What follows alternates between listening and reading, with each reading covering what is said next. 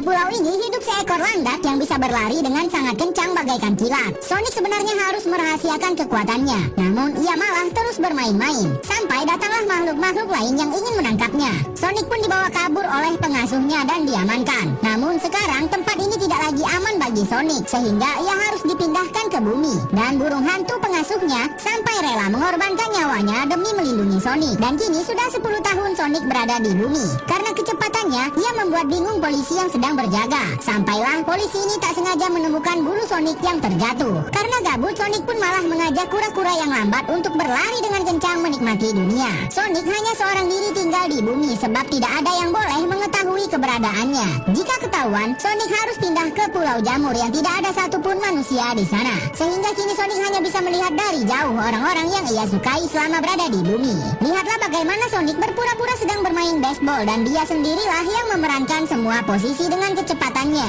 Sonic benar-benar merasa kesepian saat berada di bumi. Bahkan ia hanya bisa mengintip dari jendela jika ingin menonton TV. Sampailah tiba saatnya Sonic melihat pertandingan baseball dan ia ingin menjadi seperti anak-anak yang mempunyai banyak teman. Sonic pun ingin mencoba bagaimana rasanya disanjung orang lain dengan memainkan permainan baseball sendirian. Setelah berhasil memenangkannya, ia pun bersorak. Namun Sonic barulah sadar kalau ia hanya sendiri. Sonic sempat terpikir untuk pergi saja dari bumi.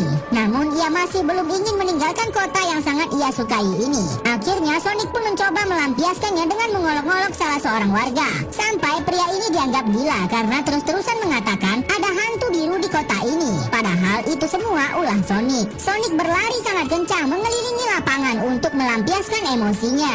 Namun tanpa ia sadari, kekuatannya muncul dan mengakibatkan listrik satu dunia padam. Seorang polisi yang tak sengaja pernah menemukan bulu Sonic pun kaget melihat bulunya bercahaya. Semua perbuatan Sonic kini menjadi pembahasan pemerintah. Dan pemerintah sudah menyiapkan orang untuk mencari sumber permasalahan pemadaman listrik di dunia.